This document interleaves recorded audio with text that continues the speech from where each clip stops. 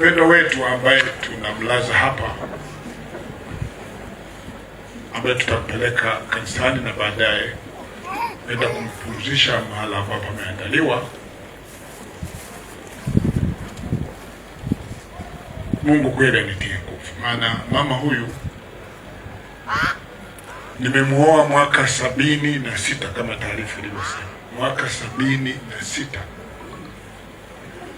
ndio nilipoanza kuishi naye kama mke wangu halali.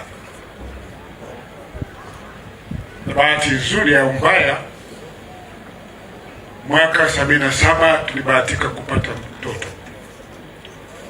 Mtoto huyu aliyopatikana kwa mama huyu ndiye alikuwa wa kwanza na wa mwisho.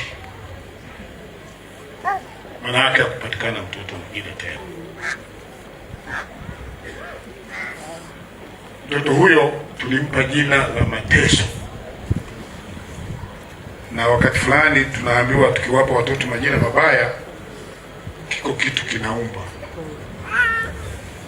Hakupatikana mtoto mwingine, na tulivyokuwa tunampa, kwa sababu alizaliwa katika mateso ngumu sana, tena alizaliwa mazingira magumu.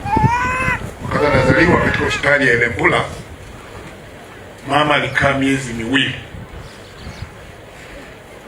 Yaani mtoto amezaliwa, mama akaugua na mtoto